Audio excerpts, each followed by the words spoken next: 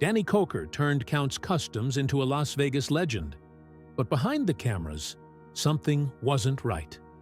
In 2016, his own bookkeeper was caught stealing $75,000 and fled the state.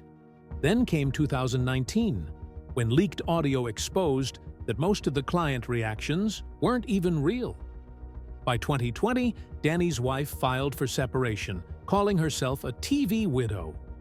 He lost 35 pounds in 3 months and had to sell his own cars just to pay lawyers.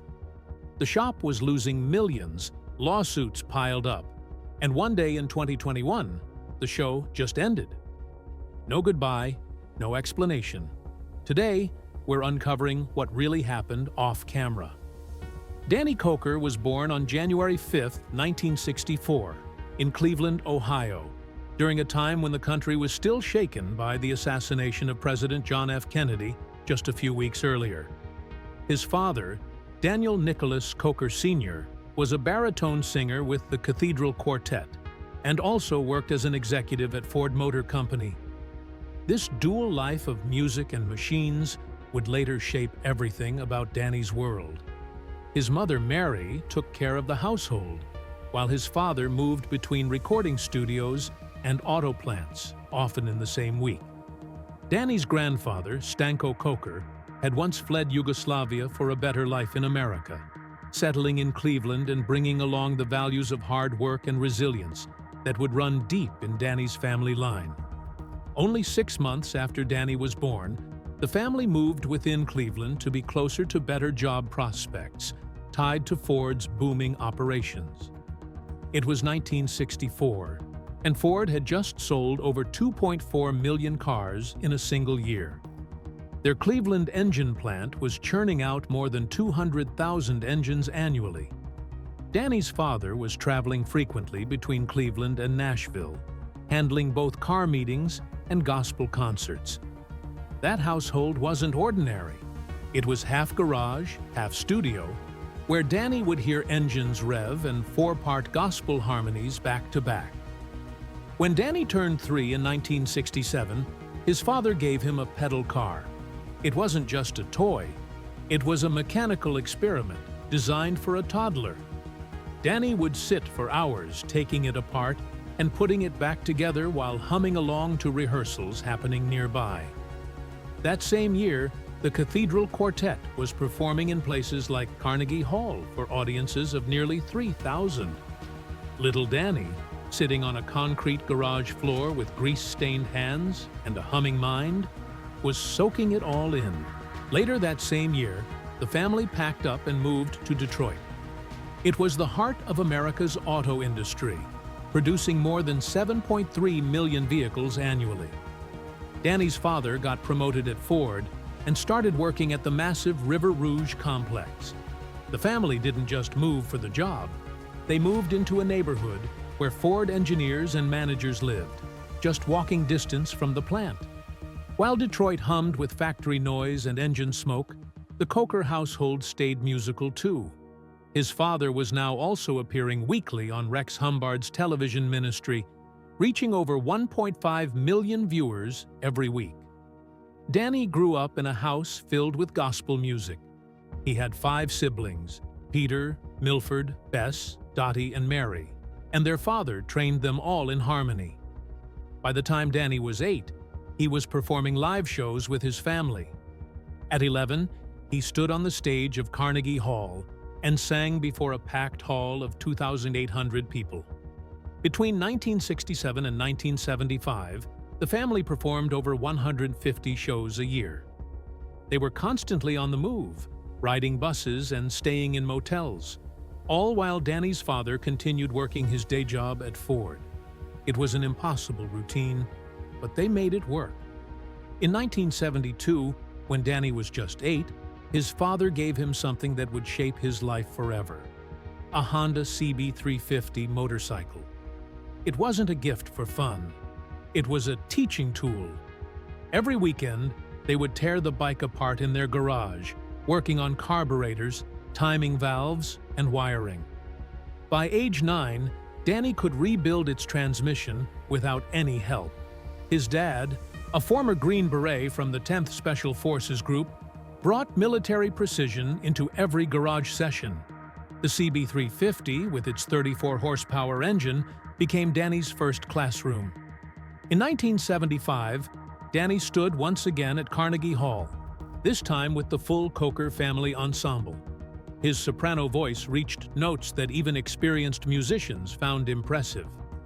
The pressure of performing in front of 2,800 people at such a young age gave him confidence that would later help him shine on television.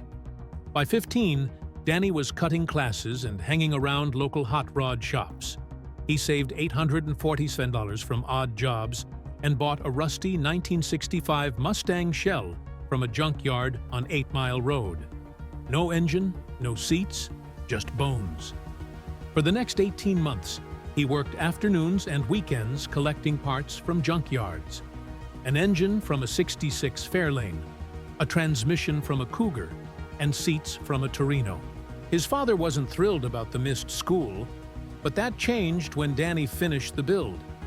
He turned the lifeless shell into a Wimbledon white Mustang with blue racing stripes.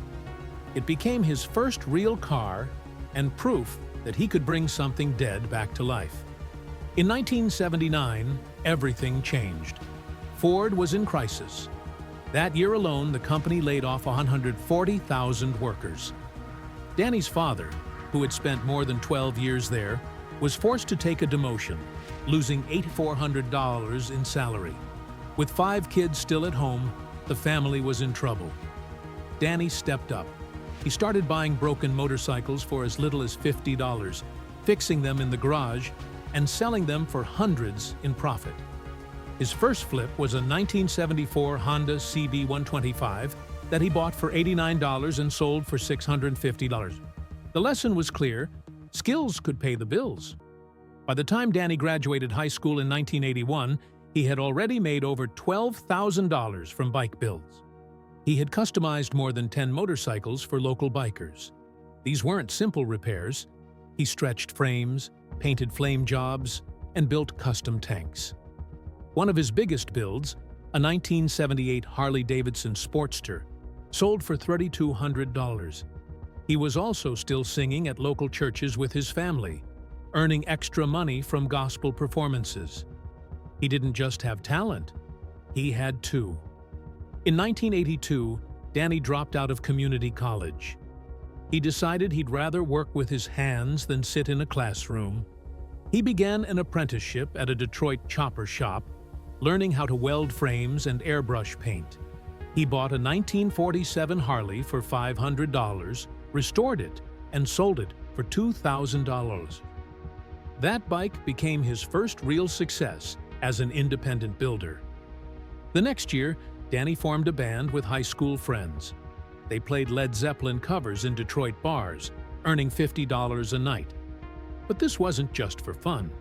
The money went straight into his custom bike business. Even at 19, he knew how to use one skill to fund another. That balance, music and machines, became his signature. In 1984, Danny took on a full-sized hot rod for the first time. He found a 1932 Ford Coupe and spent 6 months restoring it. He added a supercharged V8, welded custom parts, and turned it into a show car. It cost him $3,000 in parts and endless hours of work. But the finished product wowed local car shows and helped him meet people who would later become key to his business. The following year, in 1985, Danny's love for bikes nearly got him killed. He crashed his chopper during an illegal street race in Detroit. The accident broke his arm and forced him to slow down for months. But during that recovery, he began to study motorcycle safety and engineering more seriously. It taught him that speed needs caution. That lesson stuck with him, and later he would build a reputation for quality and safe custom work. In 1986, he tried something different. He moved back to Cleveland to work as a sound tech at a music venue. But 6 months later, he was back in Detroit. The garage was calling louder than the stage. That year alone, he built 5 custom choppers and made $10,000 just from word-of-mouth clients. He was only 22, but he was already running a solo business. In 1988, when Danny Koker was just 24 years old, he packed up everything and moved to Las Vegas. It wasn't some random dream-chasing move. His family had just bought Channel 33, a small local TV station that was on the verge of collapsing. The station was losing around $8,000 every single month, and it needed serious help. Danny stepped in immediately. He wasn't hired, he wasn't paid.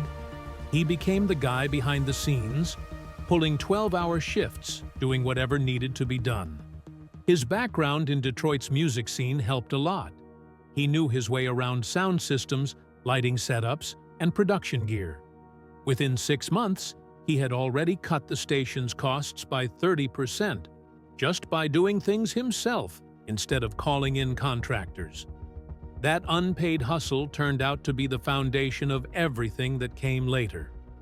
2 years later, in 1990, something strange happened. The host of the station's Saturday night horror movie show suddenly quit. There was a huge gap to fill. So Danny, only 26 then, stepped up. He invented a new character on the spot, Count Cool Rider. It cost him about $200 out of his own pocket each week just to keep the look going with makeup and props. He wore vintage leather, rode in on motorcycles, and did the whole show live at 11 p.m. In just 3 months, the show had a loyal fan base of around 10,000 people every Saturday night. What made it work was that Danny didn't fake anything. He wrote every line himself and threw in little facts about motorcycles and muscle cars while talking about old horror films. Car lovers started tuning in just to hear what ride he'd talk about that week. Then came 1991. One night, a man named Frank Rodriguez, a casino owner, watched Danny on TV and decided to call him. Frank had an old 1969 Cadillac Eldorado sitting in storage for nearly a decade and wanted it restored. Danny had never charged for custom car work before, but he quoted $15,000 anyway. Frank agreed. The project took 4 months, and Danny worked nights to get it done, still handling his TV duties during the day. He even filmed the restoration for Channel 33's commercial breaks. When the Cadillac was finally shown on air, the station started getting daily calls from people asking if Danny could do the same for their cars. In just 2 weeks, Frank referred 5 more clients, and each paid close to what he did. That one project made Danny $15,000 and launched his name in Las Vegas as a serious custom car guy. In 1992, something deeply personal happened. Danny brought his father onto the horror show as a co-host. His dad, Daniel Koker Sr., was 65 and had spent a lifetime in music and performance. The chemistry was instant. Danny would handle the car segments, and his dad would dive into the classic film trivia. Their audience grew to over 15,000 viewers each week. But then things turned fast. Danny Sr.'s heart problems worsened, and within 8 months, he had to step away. His medical bills climbed past $45,000. Danny suddenly found himself doing the show alone, caring for his father, and fixing broken station equipment just to keep things running. He didn't have a choice. He had to become self-reliant, fast. That mix of pressure and responsibility shaped the way he did business for the rest of his life. By 1993, Danny was juggling 2 worlds. He was appearing on television nearly 20 times a month and completing about 15 full car builds a year. That alone brought in around $50,000 annually, which was a big deal for the time. But problems were brewing. Channel 33 got a new management team, and they didn't like Danny's creative control. They wanted to limit his car segments to 5 minutes and take 40% of his auto income, claiming his TV fame was helping his shop. Danny refused. He knew his audience tuned in for the cars. At that point, around 18,000 people were watching him every week. The station couldn't replace him. But the tension convinced him that if he really wanted freedom, he had to build his own empire. The dream of Count's Kustoms started quietly in 1989, right in the middle of that chaos. Danny and his father scraped together $5,000 and opened a tiny two-bay garage with basic tools and no air conditioning. They worked 16 hours a day in the Nevada heat, just trying to make it. Their first big break came from rebuilding a 1970s Harley-Davidson shovelhead. It took 3 months and brought in $8,000, but only after Danny used money from his TV gigs to replace a cracked engine block. There were no shortcuts, just 2 fans, sweat, and raw determination. By 1995, Danny was ready to grow. He took a $20,000 loan against his TV royalties and expanded the shop to 4 bays. He hired his first official employee, Shannon Aku, a welder from Hawaii. But then, trouble hit again. Their main tool supplier demanded $12,000 immediately. Danny had to work triple shifts, TV shows, custom car builds, and playing music on weekends, just to keep the lights on. Things got worse in 1997. A $30,000 Mustang project nearly destroyed everything. The client ghosted after Danny had already poured $25,000 into parts and 300 hours of labor. To pay his team, Danny sold 4 of his own motorcycles, including a 1947 knucklehead that meant the world to him. For 8 months, he barely held the business together by airbrushing flames on celebrity bikes for $500 apiece. He came close to giving up, but he didn't. Then 2000 came, and everything changed. Danny focused completely on classic American muscle cars. That year, Count's Kustoms hit $500,000 in revenue. His restoration of a 1966 Shelby GT 350 Mustang, which he worked on with memories of his father in mind, became his signature project. Then came the 1967 Camaro SS, which ended up in Hot Rod magazine and brought national attention. Each car took at least 200 hours and up to $25,000 on it. But people lined up to pay. For the first time, he was out of debt. He reinvested every dollar into better equipment, including professional spray booths. In 2005, the shop started getting talked about for a very different reason. A client brought in a 1939 Chevrolet Deluxe, claiming the car was cursed. 3 owners had died driving it. Danny leaned into the mystery. He painted glowing green ghost flames, added skulls, and local newspapers started writing about weird happenings at the shop.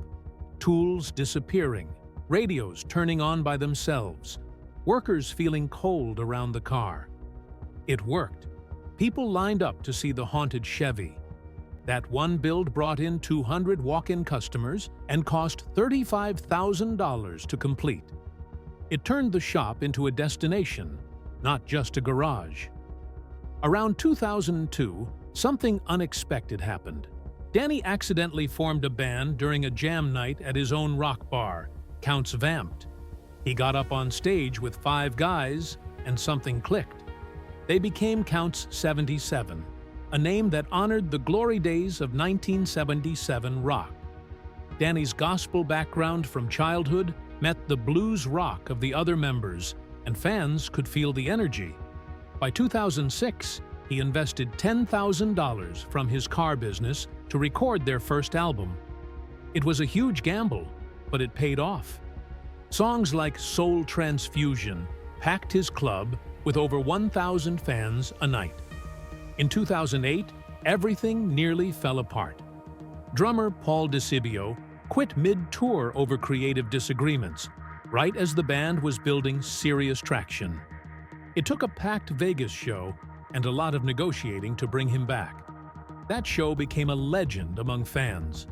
By 2010, Danny was doing the unthinkable, running his auto shop, filming for television, and touring with his band. Count's 77 pulled in $100,000 a year from live shows alone. He performed every weekend, rehearsed every week, and lived on planes and in hotels just to keep the schedule alive. Then in 2025, after nearly 2 decades, he made a move no one saw coming. He sold Counts Vamped for $4.3 million. The final show on June 28th sold out instantly. Danny said he was just tired. He'd done enough as a club owner.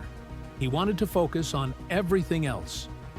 His rise to TV fame started way back through that same little Channel 33. His horror movie hosting gave him the nickname The Count, and it stuck. Years later, Rick Harrison from Pawn Stars brought him on as the car expert. Danny's straight shooting style and deep knowledge made him a fan favorite. It turned his small shop into a Las Vegas landmark. By 2012, History Channel gave him his own show. Counting Cars ran for 10 seasons and took Danny from local legend to national icon. Even after the show ended in 2021, Counts Kustoms stayed open daily, with public tours and a growing collection of around 58 cars and 78 motorcycles.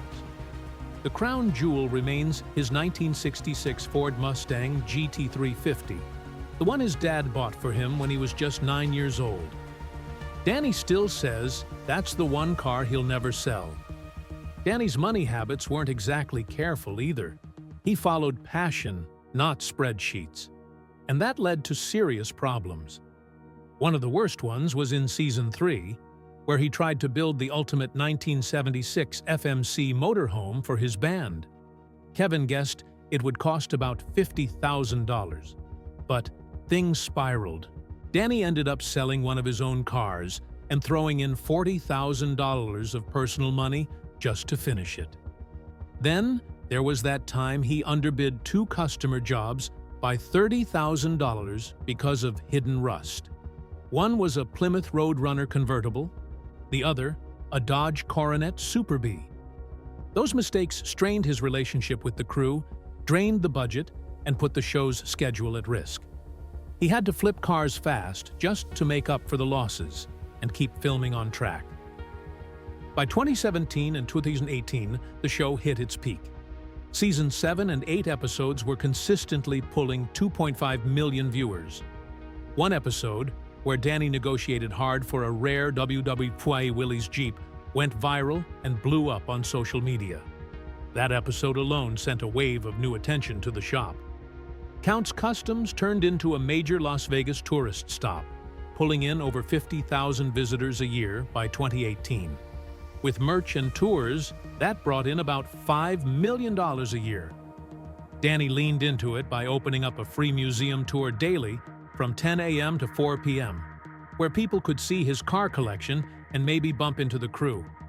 The popularity also had a weird side effect.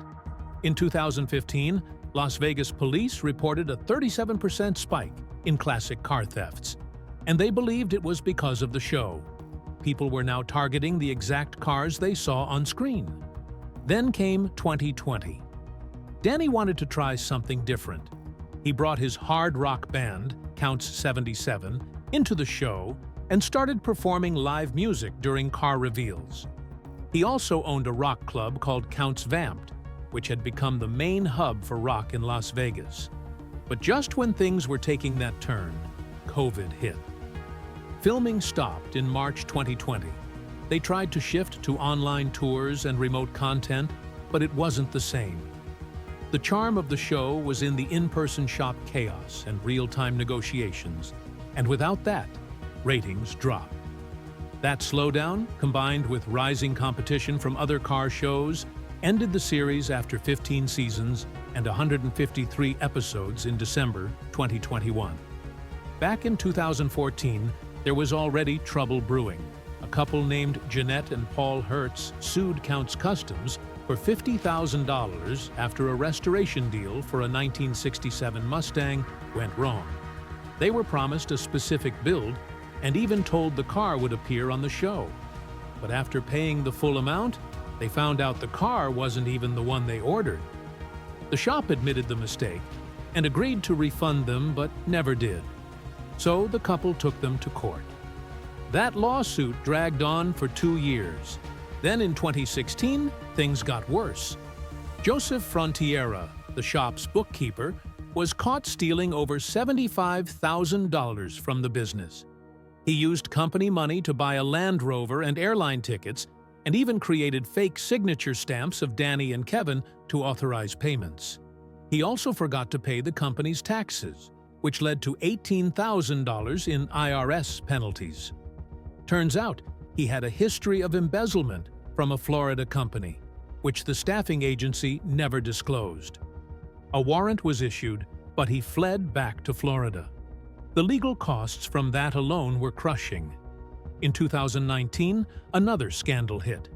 Leaked audio exposed that 70% of the client reactions on the show were staged. People were being told exactly how to react, even to pretend they were disappointed. Former crew like Scott Jones said a lot of the dramatic scenes were fake. Some scenes, like Danny discovering cars on the street, were actually planned days in advance. Fans felt betrayed. Engagement dropped 32% in just 1 month. The backlash was so strong that the History Channel had to change rules, requiring at least 60% of the content to be real from then on. But by then, the trust was already broken. Then came the personal breakdown. In 2017, Danny and his wife Corey were seen having a public argument in Vegas. By 2019, Corey admitted they hadn't taken a vacation in 3 years and said she felt like a TV widow. Danny was working up to 18 hours a day, missed 8 family events, lost 35 pounds in 3 months, and barely spoke to anyone outside work.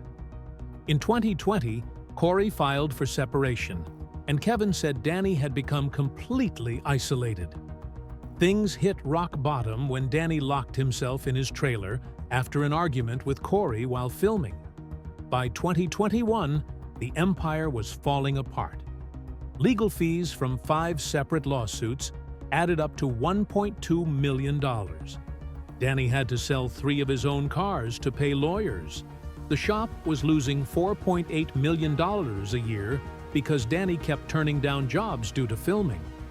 At one point, production shut down for 3 days because Danny refused to fake a client fight, and that alone cost $180,000. On December 14, 2021, without fanfare, the final episode aired. It was called Mustang Madness, and most fans didn't even know it was the last one. But Danny didn't disappear.